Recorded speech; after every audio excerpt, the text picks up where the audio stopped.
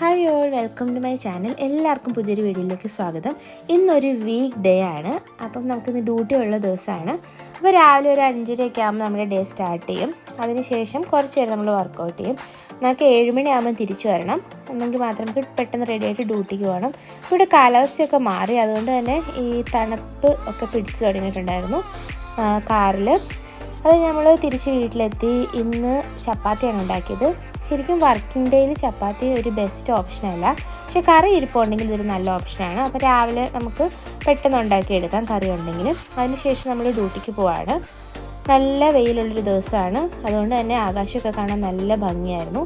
അതായത് ഈവനിങ് വന്നു, നമ്മൾ റിലാക്സ് ചെയ്ത് കുഞ്ഞുങ്ങളോടൊക്കെ കുറച്ച് നേരം കിടന്നു. 6 മണിയായപ്പോഴാണ് ഞാൻ ചായ കുടിക്കുന്നത്. വൈകിട്ടത്തേക്ക് ഓൾറെഡി ചപ്പാത്തിയൊക്കെ ഇരിപ്പുണ്ടായിരുന്നു. നമ്മൾ പൈനാപ്പിളൊക്കെ കട്ട് ചെയ്യാനുണ്ടായിരുന്നു. ചായ നാട്ടിൽ നിന്ന് കൊണ്ടുവന്ന കുഴലപ്പമൊക്കെയാണ് കഴിച്ചത്. പിന്നെ നാട്ടിൽ നിന്ന് കൊണ്ടുവന്ന കുറച്ച് സാധനങ്ങളൊക്കെ നമുക്ക് സോർട്ട് ചെയ്യാനുണ്ട്. നമ്മളിത് കുറേശ്ശെയാണ് എടുത്ത് വെക്കുന്നത്. അപ്പോൾ കറിവേപ്പില ഞാനിങ്ങനെ പേപ്പറിൽ പൊതിഞ്ഞാണ് വെച്ചത്. ഇനി എനിക്ക് സ്റ്റോർ ചെയ്യണം. മുരിങ്ങയ്ക്ക ഉണ്ടായിരുന്നു, അതും സ്റ്റോർ ചെയ്യണം. പിന്നെ ഞാൻ കുറച്ച് അച്ചാറിടുന്നുണ്ടായിരുന്നു. അപ്പോൾ അതിനായിട്ട് ബീട്രൂട്ട് അരിഞ്ഞെടുക്കുകയാണ്. അപ്പോൾ കയ്യിലിങ്ങനെ ഗ്ലൗസൊക്കെ ഇട്ട് അരിയുകയാണെങ്കിൽ നമുക്ക് കറിയൊന്നും കയ്യിലാകാതിരിക്കും.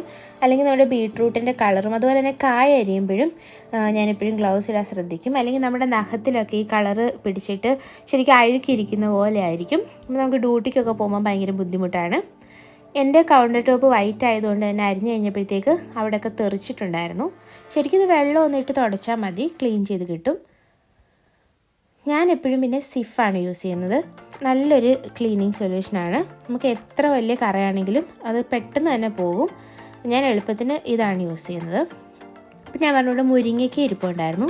അപ്പം നിങ്ങൾക്ക് നാടൻ മുരിങ്ങയ്ക്കയൊക്കെ കിട്ടുവാണെങ്കിൽ നിങ്ങൾക്കിതിങ്ങനെ അരിഞ്ഞ് തൊലി കളഞ്ഞിട്ട് എങ്ങനത്തെ വലുപ്പത്തിലാണ് വേണ്ടതെന്ന് വെച്ചാൽ ആ ഒരു വലുപ്പത്തിൽ വെച്ചിട്ട് ഒരു സിപ്പർ ലോക്കിൽ ഇട്ട് വെക്കുകയാണെങ്കിൽ ഫ്രീസറിൽ വെക്കണം. വളരെ കാലം കേടുകൂടാതിരിക്കും. 1 വർഷമൊക്കെ കേടുകൂടാതിരിക്കും. ഞാൻ 1 വർഷത്തിന് മുകളിൽ ഉപയോഗിച്ചിട്ടുണ്ട്.